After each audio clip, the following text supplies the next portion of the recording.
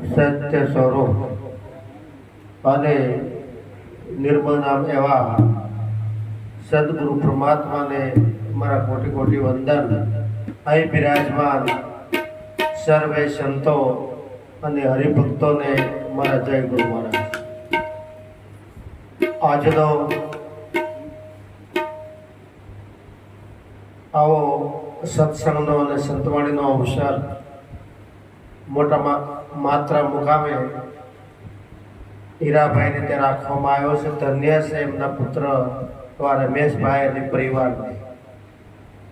ખૂબ જ સંતવાણી અને સત્સંગ રજૂ થયો, પણ એ શબ્દનો મરમ કોણ જાણી શકે કે જેની સુરતા પરવીણ હોય, જેને સદગુરુ ધારણ કર્યા હોય, સદગુરુનું સાનિધ્ય સ્વીકાર્યું હોય।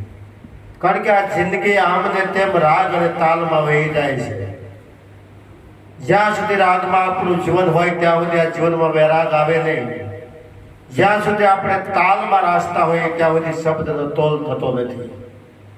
માટે આ જીવનમાં આવ્યું છે ગઈ શપથ ફરી સાપને, ગયા વર્ષે ભાન, ગત અવસર આવે નહીં, ગયા ના આવે પ્રાણ। ગયેલો સમય પાછો આવતો નથી, માટે ગયેલા પ્રાણો પાછા આવતા નથી। માટે આ જીવનમાં દેવથી દુર્લભ એવો દેહ મેળવો, પણ એથી વિશેષ કરીને જેને સમર્થ સદગુરુ ધારણ કર્યા હોય અને જેના જીવનમાં ગુરુ નિષ્ઠા આવી હોય, ગુરુના વચન પ્રમાણેનું જીવન હોય। કારણ કે સદગુરુ મહારાજ તો અજાતિમાં લઈ જાય છે, જાતિનો ભાવ મુકાવે છે। સદગુરુ મહારાજ હુંપડાનો દાવો મિટાવી દે છે। માટે સદગુરુના જે ગુરુગમના જે શબ્દ હોય એ આખા વિશ્વને લાગુ પડે, કોઈ સંપ્રદાય અને પંથને ન લાગુ પડે। માટે સત્ય શબ્દ રામ સબ ઘટ में બોલે। આ બોલનાર કોણ છે? જે બોલનાર છે ને રંગ ને રૂપ નહીં। માટે તમે બધાને ઓળખો છો, પણ આપ આપને ઓળખો છો। જ્યારે પોતાની ઓળખાણ થાય ત્યારે આ જીવનનો સાર્થ પણ પ્રાપ્ત થાય છે। માટે જેટલું નજર દેખાય એટલું નાશવંત, પણ જે નજરથી બારું જે ગુરુગમ આખડીએ જે દેખાય એ શાશ્વત વસ્તુ છે। માટે શાશ્વત સાથે જેનો મેળો લાગ્યો છે, શાશ્વત વસ્તુ સાથે જેની સુરતા લાગી છે એને ધન્ય છે।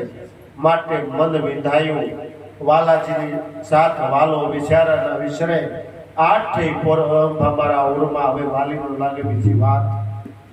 જેનું મન પરમાત્મામાં બન્યું હોય, હવે બીજી વાત વાલી ન લાગતી હોય અને હવે આ વાલો ભૂલવું હોય તો ભૂલાતો નથી, એવી નિષ્ઠા આવે, એવો ભરોસો આવે, એવો વિશ્વાસ આવે, એનું જીવન સફળ બને છે। અહીંયા ખૂબ જ સંતોએ ટકોર કરી કે આ જીવનમાં માનવતા ક્યારે પ્રગટ થાય? અરે ભક્ત ન બનાય તો કાંઈ નહીં, સંતમાં ન નોંધ લેવાય તો કાંઈ નહીં, પણ આ જીવનમાંથી વૈષણો મૂકવાની જરૂર છે। આપણું જીવન વૈષણમાં બરબાદ થઈ ગયું છે, અને જ્યાં સુધી આપણું મન વૈષણમાં રહેતું હોય ત્યાં સુધી સુરતા શબ્દમાં ક્યાંથી લાગે? આ પૂરી માનવતા ભોગવવી હોય, આપણે એમ થાય કે અમે સ્વતંત્ર છે, મુક્ત છે, પણ આપ દારૂ, જુગાર, વ્યભિચાર, ચોરી આમાં બધાયેલા। માટે આ જીવનની અંદર જે દારૂ મૂકે, જુગાર મૂકે, માંસાહાર મૂકે, ચોરી મૂકે, વ્યભિચાર મૂકે, એ સ્વતંત્ર પુરુષ કહેવાય છે। માટે વહેલી તકે સીધી જવાની જરૂર છે। વૈષ્ણવ મુક્તિના તો ભારતમાં અભિયાન હાલે છે। જરા મન કેમ કબૂલ કરતું નથી? કેમ આટલી બધી કાયરતા છે? સંતોનો સંગ થયો હોય તો આ કાયરતા મૂકવાની જરૂર છે।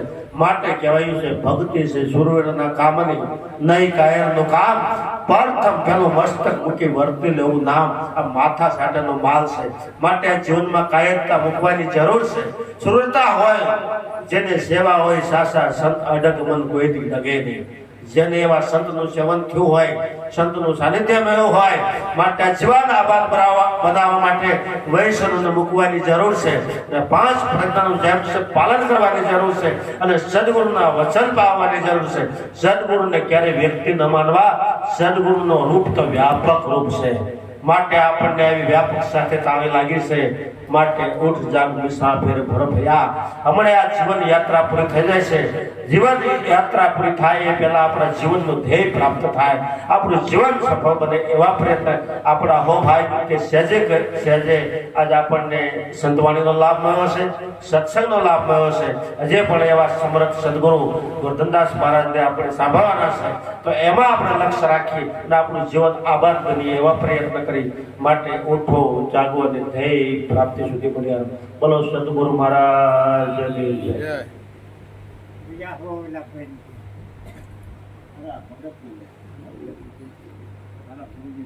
બંધ